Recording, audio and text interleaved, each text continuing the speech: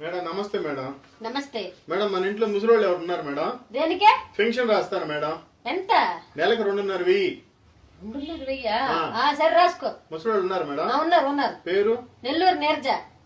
ఏది మేడం? నేనే. మీరు ముసలోళ్ళు లేదు మేడం, జుట్టు నల్లంగా ఉంది. ఇందాక రంగేశా. మొఖాన్ని ముడతలేవు. నిన్న పార్లర్ లో దించా. బాడీ స్టిఫ్ గా ఉంది. అరే మొన్న జిమ్ లో జాయిన్ అయ్యానా. 55 ఏళ్ళు ఉండాలి మేడం.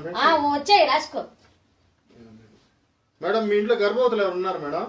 దేనికి? గర్భవతులకి నెలకు 10,000 రూపాయలు కనిన దాకా ఇస్తారు. కనిన తర్వాత బిడ్డ పుడితే బిడ్డకి 1,00,000 రూపాయలు వేసి 2 ఎకరాల పొలం రాసేస్తారు మేడం. అవునా?